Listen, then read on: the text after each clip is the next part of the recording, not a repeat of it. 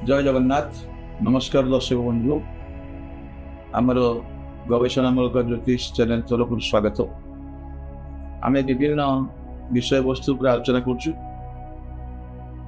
आज सेमती आउ एक विषय वस्तु नहीं आलोचना करवा। ज्योतिष शास्त्र मनोवृत्ति को जानवे केम आपण परिवार प्रियजन कर्म भाग्य विधाता फल समस्त विषय जानापी फैमिली गाइड सॉफ्टवेयर व्यवहार करते। यह उड़िया सह समस्त भाषा उपलब्ध। एठी मु कहूची आउ थरे आपण माने जेतरा ज्योतिषी पाखक जाउछंती बा कोनसी विषय जानिया पई किंबा आपण ज्योतिषी मोवाती ज्योतिषी अनुरागी ज्योतिष शास्त्र किछि मात्र जानछंती जब भी आपण जे माने ज्योतिष करुछंती सेमानक पई जो माने छात्र छात्री सेमानक आज ये विषय वस्तुटी जे आलोचना करवा जड़े व्यक्तिर मन को जानवा केमती तार मन रे कौन नहीं आसी जड़े ज्योतिष जानवे केमती आपन ज्योतिष अनुरागी आपन जानिए आप प्रश्न आसला सांग साथी परिवार सदस्य आपन को एक प्रश्न करला जे से विषय आपन जानवे केमती से आलोचना करवा भल इंटरेस्टिंग सब्जेक्ट आपन जाए रखु जे माने ज्योतिषी दीर्घ दिन धरी कर अभिज्ञ अच्छा से माने पाखु जे व्यक्ति जनक आसती कौन सी प्रश्न लेकिन से कौन करती ना प्रथम वर्तमान व्यक्तिगत राशि चक्र तैयार कर दिखती माने जो समय जे आसे से समय समय कालीन एक राशि चक्र प्रस्तुत कर दिखती आउ से व्यक्ति पाखु कौन उद्देश्य आसछंती कौन जानिबा को आसछंती सेमाने सहजरे कहि दियो। ये क्षेत्र में आम केमिति जानिबा एठी जानि रखिबा दरकार मन नजी मनर बेग मन विषय जानिबा पई चंद्रर आवश्यकता अछि। चंद्र एठी ज्योतिष शास्त्र में मनर कारक मनुष्य जे चिंता भावना करे से भावर कारक एवं मनोवृत्ति को जानापी ज्योतिष मान से अस्त्र को व्यवहार करती एवं चंद्र को लेकिन विचार विश्लेषण करती से नहीं आम आलोचना करवा।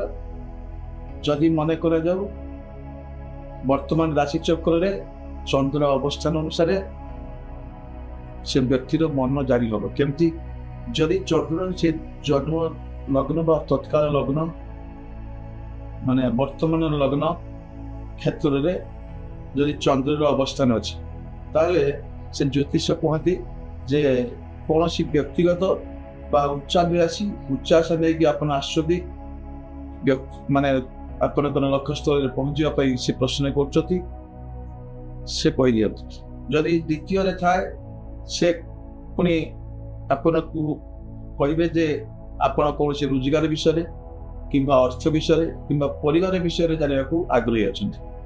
जदि तृतीय अच्छी ताहले से कहती जे भाई भौणी विषय कि कौन सी कार्य रिस्क नापी भावुं से नहीं आपन आस चतुर्थ थे कौन सी घर जमी किणवा उद्देश्य आपन जाना चाहते कि जानवाहन किणवा चाहते कि माँ विषय किसी जानापी चाहते सुस्थ कि असुस्थता हो। पंचमस्त जदि चंद्र थाए तत्काल लग्न ताले से कहती संतान संतति विषय जाना चाहते कि शिक्षा अर्थ कि प्रेम विषय असुविधा सम्मुखीन होती से विषय आप जानापी आसुति। यदि षष्ठ थाए से कहती जे स्वास्थ्य कि ऋण कि शत्रु द्वारा पीड़ित कि कौन मकदमा अच्छी से विषय आप जाना चाहते।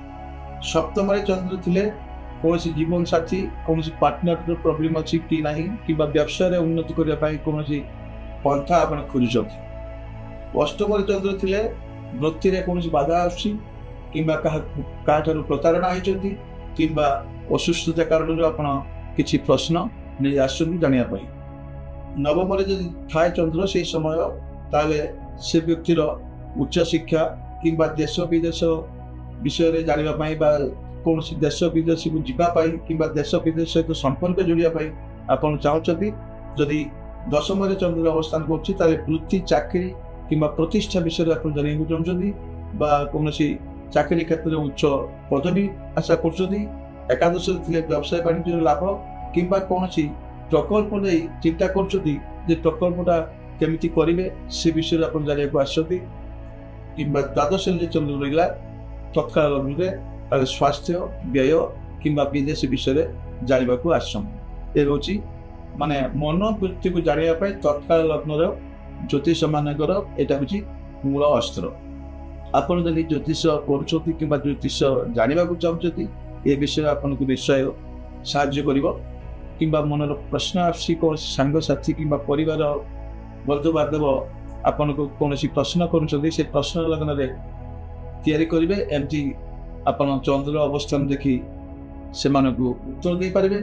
ଏବଂ ପରବର୍ତ୍ତୀ ସମୟ ଆସିଲା ଯେ ସେ ବ୍ୟକ୍ତି ଜଣକ ଆସୁଛନ୍ତି ଜ୍ୟୋତିଷ ପାଖକୁ, ସେ ତାଙ୍କର ସେଇ ଉଦ୍ଦେଶ୍ୟଟା ପୂରଣ ହେବ କି ନା, କରିପାରିବେ କି ନା ସେ ବିଷୟରେ ଜାଣିବା ପାଇଁ ନିଶ୍ଚିତ ଆସୁଛନ୍ତି। ତାହେଲେ ତାଙ୍କର ଜନ୍ମକାଳୀନ ଚକ୍ରଟି ସେତେବେଳେ ଆବଶ୍ୟକତା ଅଛି। ଜନ୍ମକାଳୀନ ଚନ୍ଦ୍ର ଲଗ୍ନରେ ଅଛି ବା ରାହୁ ସ୍ଥିତ ଅଛି। ଏଇଟା ହେଉଛି ଆମେ ଏକ ଉଦାହରଣ ସ୍ୱରୂପ ଜନ୍ମ ଚକ୍ର କରିଛୁ। এই জন্মচক্রে ଆପଣମାନେ ଦେଖିବେ ଯଦି ଶୁଭ ଗ୍ରହର ଅବସ୍ଥା ଚାଲେ ବା ଦଶାନ୍ତର ପ୍ରତ୍ୟନ୍ତର ସୂକ୍ଷ୍ମ ଦଶା ଚାଲେ ତାହେଲେ ସେ ସମୟରେ ମଣିଷ ତାର ଉଚ୍ଚାଭିଳାଷୀ ବା କୌଣସି ଲକ୍ଷ୍ୟ ସ୍ଥଳରେ ପହଞ୍ଚିବାର ମାନେ ସମୟ ଆସିଯାଏ। ସେ କ୍ଷେତ୍ରରେ ଆପଣ ଦେଖିଦେବେ ବର୍ତ୍ତମାନର ସେହି ବ୍ୟକ୍ତିର କ'ଣ ଦଶା, କ'ଣ ଅନ୍ତର୍ଦଶା, ପ୍ରତ୍ୟନ୍ତଦଶା, ସୂକ୍ଷ୍ମ ଦଶା ଯଦି କୌଣସି ଭଲ ଶୁଭ ଗ୍ରହରେ ଚାଲେ କିମ୍ବା କୌଣସି ଶୁଭ ଗ୍ରହର ଆଗମନ ଅଛି, এই সময়টা অশুভ ଚାଲିଛି, କୌଣସି ସମୟର ଶୁଭ ଗ୍ରହ ଆସୁଛି ଆଗକୁ, ସେ ସମୟଟା ତାକୁ ନିର୍ଦ୍ଧାରଣ କରିବେ ଯେ ସେଇ ସମୟରେ ନିଶ୍ଚିତ ଭାବରେ ସେ ତାଙ୍କର ସାଫଲ୍ୟ ଅର୍ଜନ କରିବେ ଏବଂ ସେ ଯେ ବିଷୟରେ ଚାହୁଁଛନ୍ତି ସେ ବିଷୟର ଲକ୍ଷ୍ୟସ୍ଥଳରେ ପହଞ୍ଚି ପାରିବେ ଏବଂ ପୂରଣ କରିପାରିବେ। ଧରନ୍ତୁ ଏଇ ଲଗ୍ନର ମେଷ ଲଗ୍ନ ଏଠି ଉଦାହରଣ ସ୍ୱରୂପ ଅଛି, ଆମେ ଲେଖିଛୁ ଏଠି କମିଂ ଆସୁଛି ବା କିଛି ସମୟ ପରେ ଆସିବ, କିଛି ଦିନ ପରେ ଆସିବ ମଙ୍ଗଳ, ରବି, ବୃହସ୍ପତି, ଶନି।